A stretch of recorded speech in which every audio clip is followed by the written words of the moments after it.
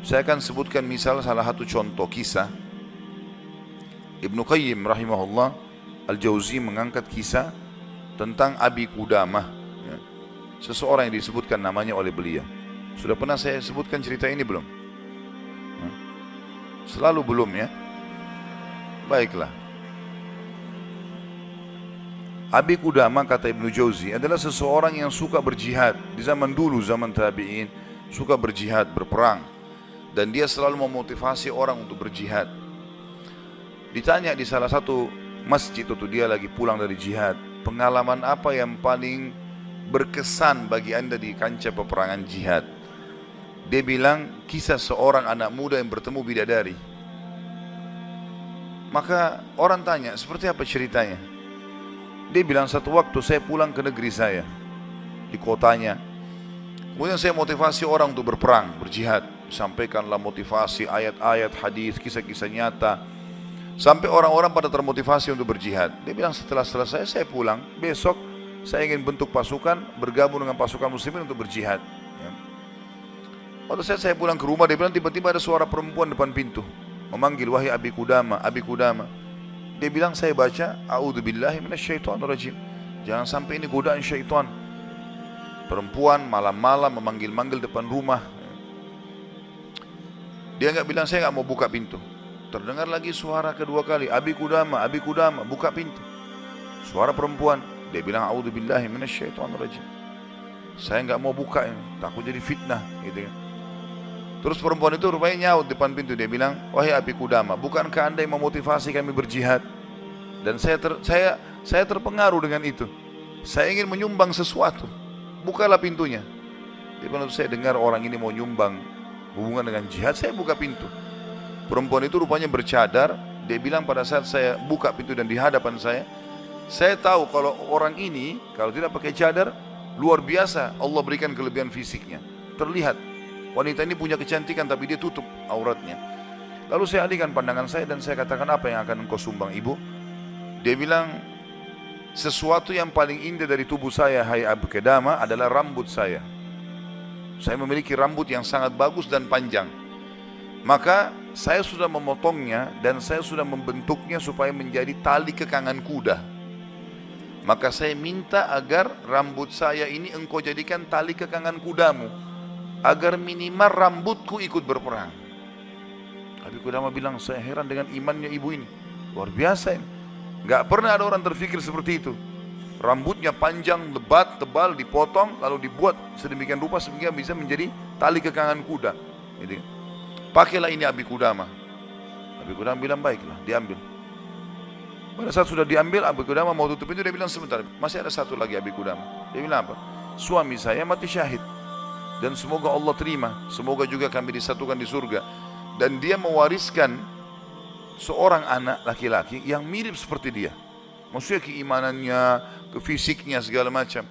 Saya harap anda tidak menolak anak saya besok ikut berjihad. Kata Abi Qudamah, baiklah. Tutup pintu, besok pagi habis sholat subuh, habis syuruk, menjelang duha, berkumpullah orang-orang yang mau ikut jihad untuk bergabung dengan pasukan muslimin. Setelah Abi Qudamah bilang, saya motivasi mereka, datanglah seseorang dari belakang saya berteriak, Abi Qudamah, Abi Qudamah. Suara seorang laki-laki. Dia bilang, saya balik ke belakang. Waktu saya balik, saya seperti melihat matahari. Artinya ada seorang laki-laki putih, tinggi, gagah, rambutnya indah, fisiknya kekar di atas kuda. Dia bilang, saya sendiri kagum melihat orang ini. Luar biasa secara fisik, membuat orang sudah kagum. Dia bilang, terus dia bilang, hai Abi Qudamah, saya anaknya ibu semalam yang memberikan rambut kepada anda. Dan saya siap untuk ikut berperang. Dan wasiat ibu saya agar saya jangan pulang, suruh mati syahid. Kata Abi Qudamah, saya kagum melihat lagi anak ini. Sudah kagum melihat ibunya, kagum melihat anaknya. Bagaimana keyakinan mereka berdua tentang janji Allah. Dan hidupnya di situ sudah. Lingkup hidupnya itu adalah yang dijanjikan oleh Allah dan Rasulnya. Udah, Allah bilang dapat ini, ya sudah, dia yakinkan iya.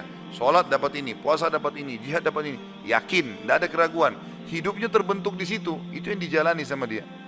Dia yakin meninggalkan juga dosa, ini adalah pintu yang baik. Kalau dia buat, dia akan jauh dari Allah. Maka dia berada di lingkup itu, kendaraan itulah. Kata Abi Qudamah, baiklah anak muda, kau masih muda, gitu kan. Saya akan letakkan kamu di bagian belakang pasukan. Anak muda itu diam.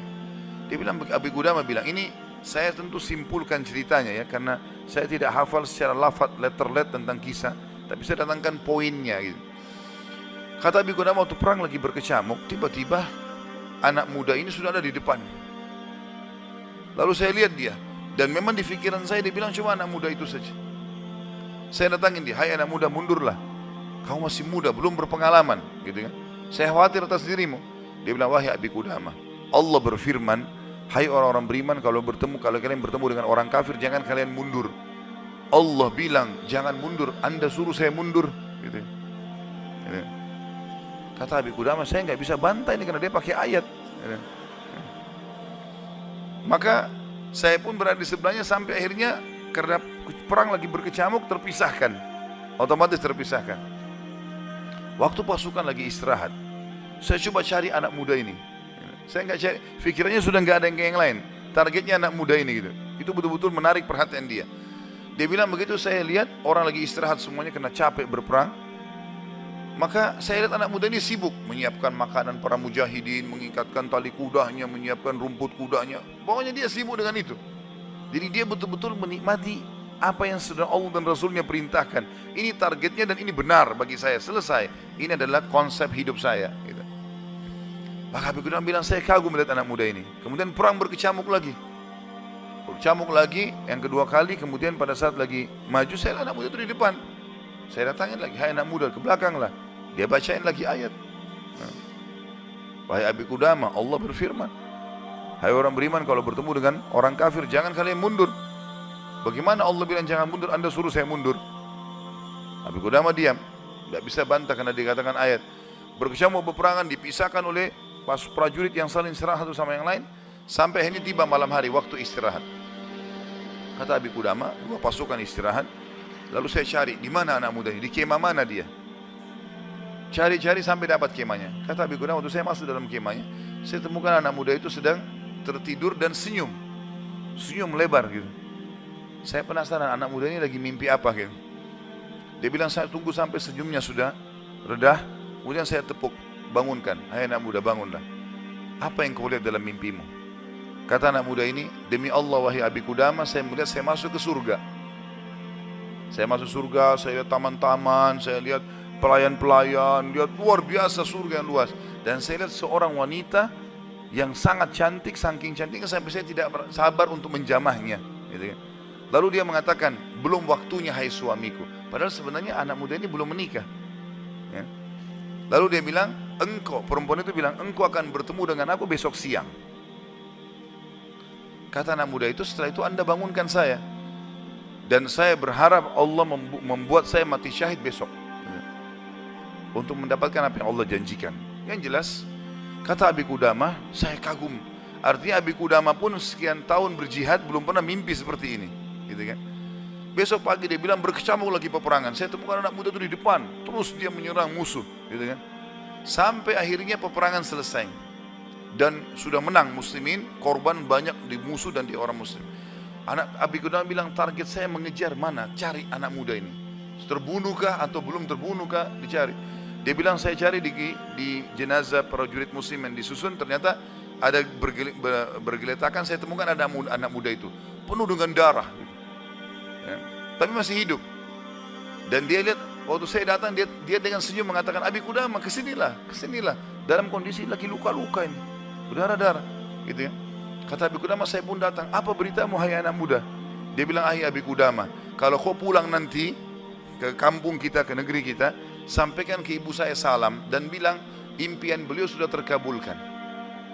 Artinya saya akan menyusul ayah saya mati syahid.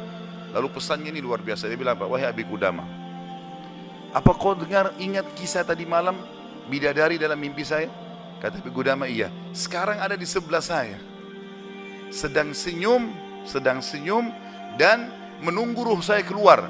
Lalu dia akan membawa saya ke surga. Lalu kata Abi Qudamah, orang itu pun meninggal dunia dalam kondisi dia tersenyum. Maka Abi Qudamah bilang, saya menangis, gak bisa menahan melihat luar biasanya ibunya luar biasa, anak muda ini luar biasa, 17 tahun, punya kelebihan fisik yang mungkin tadi saya bilang, kebanyakan kita di Indonesia dihabiskan pada hal yang foya-foya, coba-coba kemaksiatan, ini semua omong kosong nih, dari syaitan, bukan begitu. Anak muda ini dididik oleh ibunya untuk targetnya surga. Bagaimana berperang mati syahid, seperti itulah. Kata Abi Qudamah, saya pun menguburnya. Waktu kami pulang ke negeri kami, target saya ke rumah ibunya, bukan ke rumah saya lagi. Orang semua pada pulang ke rumahnya, ketemu keluarganya. Dia bilang, saya cari ibunya anak muda itu. Begitu dapat rumahnya, saya ketuk pintu, dibuka. Ibu itu buka. Ibu itu begitu lihat saya tahu Abi Qudamah. Dia bilang, wahai Abi Qudamah, apa kau datang berbelas sungkawa atau kau datang untuk membawa berita gembira? Kata ya Abi Qudamah, apa maksud anda ibu? Dia bilang, kalau anda pulang mengatakan anak saya ikut pulang bersama anda, berarti itu belas sungkawa. Saya nggak mau anak saya pulang, mau mati syahid. Tapi kalau anda bilang anak saya mati syahid, berarti itu berita gembira. Abi Qudamah bilang, saya nggak tahan menangis. Lalu saya mengatakan, ibu, berita gembira, Allah sudah kabulkan impianmu. Anakmu telah menyusul suamimu dan semoga Allah kabulkan. Ibu itu menangis, sujud syukur kepada Allah gara-gara berhasil anaknya menjalankan perintah Allah. Ini yang banyak luput dari kita nih. Kita malah bangga kalau anak kita yang cantik keluar dengan telanjang sana sini, terbuka auratnya, atau mungkin meninggalkan pesantren dan sekolah di sekolah yang tidak ada pendidikan agamanya, atau keluar ke negara-negara kafir yang akhirnya mereka terdidik dengan hal-hal yang tidak baik, hanya karena bangga dengan urusan dunia, bukan bangga dengan urusan akhiratnya. Padahal itu tanggung jawab kita, gitu kan? Jadi teman-teman sekalian, menanamkan muraqabah, yakin kalau Allah mengawasinya, yakin akan janji Allah terhadap ibadah yang dia kerjakan, yakin ancaman Allah kalau dia melanggar. Maka ini poin yang sangat penting, ini yang sedang kita bahas. Masalah bagaimana dia mendidik jiwanya dalam masalah muraqabah.